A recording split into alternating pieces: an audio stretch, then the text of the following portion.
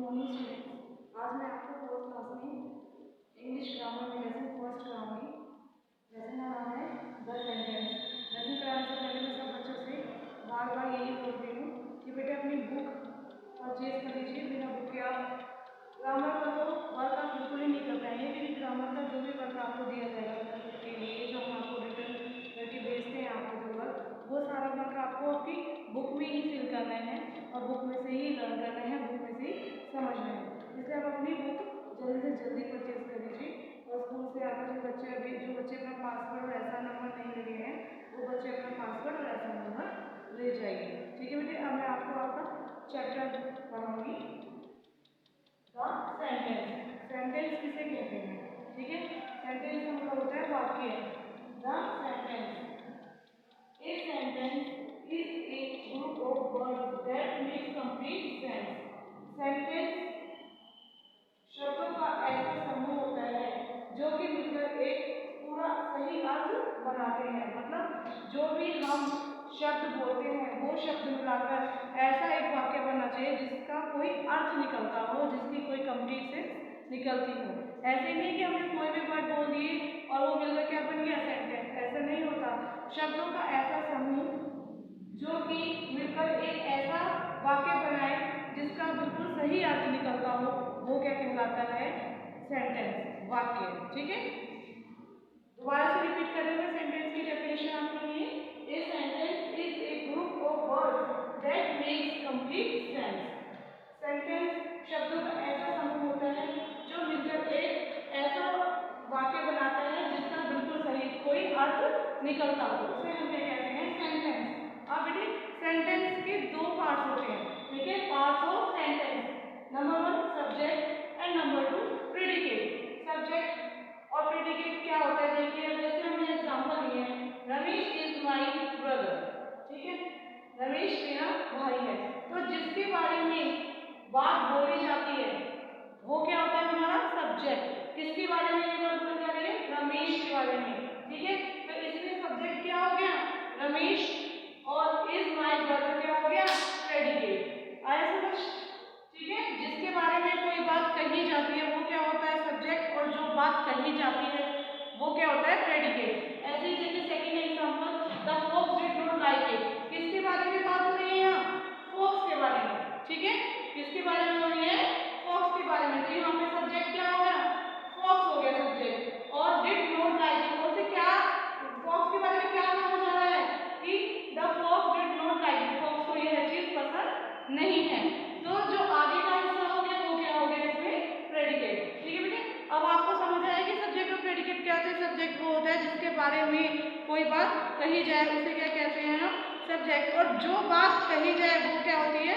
Predicate. देखिए subject की definition, the part which refers to the person और thing about whom we say something is called the subject of sentence.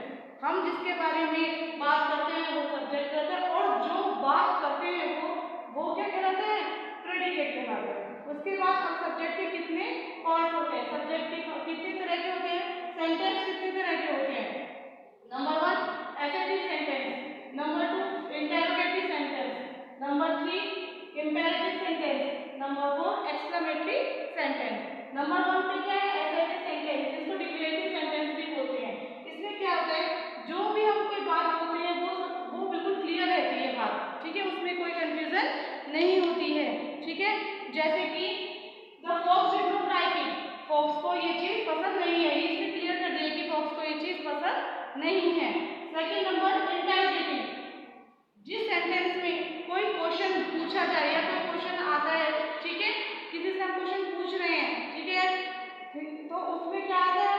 वो वाला जो sentence होता है हमारा क्या होता है? Interrogative sentence. जैसे कि देखो, डू यू फील हंग्री, क्या तुम्हें भूख लगी है? तो हमसे भी क्वेश्चन, किसी से हम कोई क्वेश्चन पूछ रहे हैं कि क्या तुम्हें भूख लगी है, जहां पर क्या आ जाए? क्वेश्चन मार्क आ जाए। लास्ट में हम किसी से कोई प्रश्न पूछे तो वहां पे कौन सा सेंटेंस होता है? Interrogative sentence. फिर उसके बाद इंपेरेटिव सेंटेंस। इंपेरेटिव सेंटेंस में बेटे तीन चार तरह की चीजें आती है। या तो हम किसी को कमांड देते हैं, ठीक है, या हम किसी से रिक्वेस्ट करते हैं, ठीक है, या हम किसी को एडवाइस देते हैं। तो जो जिन सेंटेंसेस में हम किसी से रिक्वेस्ट करते हैं या किसी को ऑर्डर देते हैं, कमांड देते हैं, या फिर हम किसी से रिक्वेस्ट करते हैं, वो सारे सेंटेंस किसके अंदर आते हैं?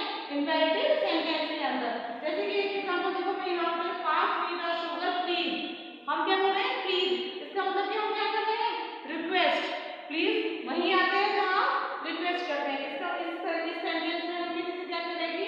प्लीज हमें शुगर पास कर दो, तो हम रिक्वेस्ट करेंगे। इसका मतलब हम रिक्वेस्ट कर रहे हैं, तो कौन सा सेंटेंस है? Imperative sentence. Exclamatory sentence, exclamatory sentence वो सेंटेंसेस होते हैं जहाँ पर पर्सन अपनी कोई स्ट्रॉन्ग फीलिंग एक्सप्रेस करता है। स्ट्रॉन्ग फीलिंग मतलब जैसे कोई खुशी, कभी कभी बहुत ज्यादा खुशी होती है, कभी कभी बहुत ज्यादा दुख होता है। तो जैसे कि हम कोई मैच जीत के आए हैं, तो जैसे मैंने लिखा है एग्जांपल बोल रहे we won, we have won, हम जीत गए। जहाँ पे मतलब अचानक से कोई फीलिंग मन में से निकलती है, बहुत स्ट्रॉन्ग फीलिंग, वहाँ पर क्या होता है? Exclamatory sentence. ठीक है बेटे, इसमें एक्सक्लेमेटरी साइन भी होता है इसके साथ। तो ये तो आपके लेसन के बारे में था शॉर्ट इंट्रोडक्शन। अब मैं आपको बुक में से बुक रीड कराऊंगी, ठीक है, और आपको बुक में से देखना है। देखिए, the sentence, a sentence is a group of words that makes complete sense. अभी मैंने आपको ये हिंदी में समझाया था, शब्दों का एक ऐसा समूह जो मिलकर एक सही अर्थ निकलता हो, जिसका उसे हम क्या कहते हैं? सेंटेंस। जैसे कि ही इज माई ब्रदर, वह मेरा भाई है। ए कार हैज 4 व्हील्स, एक कार में कितने पहिए होते हैं? 4 पहिए। Show me your book please, क्या आप मुझे अपनी बुक दिखा सकते हो? Each of this group of words make complete sense. इन सभी शब्दों में जो भी मैंने अभी आपको एग्जांपल बोले हैं, उनका सही अर्थ निकलता है। Each of them is a sentence, इसलिए ये सभी जो मैंने आपको ऊपर समझाए हैं वो क्या है? सेंटेंस है। अब देखिए, वही आगे है कोई चीज, पार्ट्स ऑफ सेंटेंस। पार्ट्स कौन कौन से होते हैं? मैंने number 1, a sentence can be divided into 2 main parts. एक सेंटेंस को हम 2 मेन पार्ट्स में डिवाइड करते हैं, नंबर 1 सब्जेक्ट और नंबर 2 प्रेडिकेट। ठीक है, subject the part which refers to the person और thing about whom we say something is called the subject of a sentence। किसी भी सेंटेंस में जिसके बारे में बात की जाती है वो क्या होता है? सब्जेक्ट। और सेकंड पार्ट क्या है? Predicate. The part in which we say something about the subject is called the predicate. और जो बात हम कहते हैं उस सब्जेक्ट के बारे में, तो वो क्या होता है? उसका प्रेडिकेट होता है। ठीक है, अब एग्जांपल देखिए, sheep lives in a flock. Sheep कहाँ रहते हैं? फ्लॉक्स में रहते हैं। In the above sentence sheep is the subject. इस सब्जेक्ट में, इस सेंटेंस में जो शिप है वो क्या है? सब्जेक्ट है। किसके बारे में बात कही जा रही है? शिप के लिए बात कही जा रही है कि शिप कहाँ रहते हैं? फ्लॉक्स में रहते हैं। ठीक है, तो शिप क्या हो गया? यहाँ पे सब्जेक्ट हो गया। ठीक है, और and the rest of the object live in flocks. Live in flocks क्या हो गया? इसमें प्रेडिकेट हो गया। In the predicate because this part says something about the ship, क्योंकि ये जो लिव इन फ्लॉक्स, ये किसके बारे में बात कही जा रही है? शिप के बारे में। ठीक है, तो शिप क्या हो गया? सब्जेक्ट, और लिव इन फ्लॉक्स क्या हो गया? इसका प्रेडिकेट। ठीक है बेटे, सेंटेंस समझ आया? जैसे मैंने इसमें बताया था आपको, रमेश इज माय ब्रदर। किसके बारे में बात कही जा रही है? रमेश के बारे में। और क्या कहा जा रहा है रमेश के बारे में? इज माय ब्रदर, की वह मेरा भाई है। तो रमेश क्या हो गया? सब्जेक्ट, और प्रेडिकेट क्या हो गया? Is my brother. अब इसमें हमें आपकी बुक में कुछ एग्जांपल्स दे रखे हैं। देखिए, ये दे रखे हैं आपकी बुक में एग्जांपल, सब्जेक्ट दे रखे हैं यहाँ पे और प्रेडिकेट दे रखे हैं। आप सब्जेक्ट से प्रेडिकेट को आपस में ज्वाइन करेंगे तो इसका क्या बन जाएंगे? ये सेंटेंस बन जाएंगे। जैसे देखिए, Ramesh is my brother. Subject की कॉलम में दे रखा है रमेश और प्रेडिकेट की कॉलम में दे रखा है इज माय ब्रदर। आप इन दोनों को मिलाएंगे तो ये क्या बन जाएगा? Is my, Ramesh is my brother. फिर सेकंड दे रखा है आपको इट, प्रेडिकेट भी दे रखा है is not true, it is not true. ये मिलकर क्या बन जाएंगे? सेंटेंस। ऐसे ही सारे आपको मिला के देखिए, मिलाएंगे सब्जेक्ट और प्रेडिकेट को, तो मिलकर ये क्या बन जाते हैं? सेंटेंस बन जाएंगे कंप्लीट। अब देखिए काइंड्स ऑफ सेंटेंस। सेंटेंस कितने तरह के होते हैं? सेंटेंस 4 तरह के होते हैं, adjective and declarative sentence, interrogative sentence, imperative sentence, exclamatory sentence. Number 1 है एसर्टिव सेंटेंस और डिक्लेरेटिव। इनमें क्या होता है? एन एसर्टिव सेंटेंस सेज और स्टेट समथिंग, कि इनमें सिंपल कोई भी बात हम कह सकते हैं। जैसे कि the fox looked at the piece of cheese. Fox किसकी तरफ देख रही है? Piece of cheese. The fox did not like it. ये सेंटेंसेस कैसे हैं? बिल्कुल क्लियर है, कोई बात कही जा रही है तो इसलिए क्या, ये कौन से सेंटेंस हैं? Adjective sentence. Number 2, a statement can be affirmative, positive or negative. Above first sentence is an affirmative sentence and second sentence is negative. दूसरे में क्या है, नॉट। ये जो हमने आपको दूसरा एग्जांपल बताया था, the fox did not like it, इसमें क्या आ गया है, नॉट, इसलिए ये क्या है, नेगेटिव स्टेटमेंट। ठीक है। सेकंड नंबर का कौन सा सेंटेंस है हमारा, interrogative sentence. A sentence can ask a question, जिस सेंटेंस में क्वेश्चन पूछा जाए, such a sentence has a question mark, और इन क्वेश्चन मार्क, इस सेंटेंस के लास्ट में क्या होता है, क्वेश्चन मार्क दिया होता है। ठीक है। तो ऐसे सेंटेंस को हम क्या बोलेंगे, इंटरोगेटिव सेंटेंस। जैसे कि do you feel hungry, when did you come, who is knocking at the door. इन सभी सेंटेंस में प्रश्न पूछा जा रहा है और लास्ट में क्या है, क्वेश्चन मार्क दे रखा है, इसलिए ये कौन से सेंटेंस कहलाएंगे, इंटरोगेटिव सेंटेंस। अब imperative sentence, an imperative sentence express a command, order और रिक्वेस्ट और एन एडवाइस। मैंने आपको पहले भी समझाया था, इंपेरेटिव सेंटेंस में 4 चीजें आती है, जैसे कि हम किसी को कमांड दे रहे हैं, मतलब ऑर्डर दे रहे हैं, किसी से हम रिक्वेस्ट कर रहे हैं, किसी को हम कोई एडवाइस दे रहे हैं, ये सारे सेंटेंस किस में आएंगे, आपके इंपेरेटिव सेंटेंस में आएंगे। जैसे कीप ऑफ द ग्रास, इसमें हम किसी को क्या दे रहे हैं, कमांड दे रहे हैं। ठीक है। तो ये क्या है, imperative sentence. Pass me the sugar please, please बोल रहे हैं तो इसका मतलब ये क्या है, मुझसे रिक्वेस्ट कर रहे हैं, तो ये भी किसमें आएगा, इंपेरेटिव सेंटेंस में। डू यूर होमवर्क रेगुलरली, तुम्हें अपना जो होमवर्क है वो रेगुलरली करना चाहिए, तो ये क्या है, सलाह है, एडवाइस है, तो ये भी किसमें आएगा, इंपेरेटिव सेंटेंस में। अब लास्ट बचता है आपका एक्सक्लेमेटरी सेंटेंस।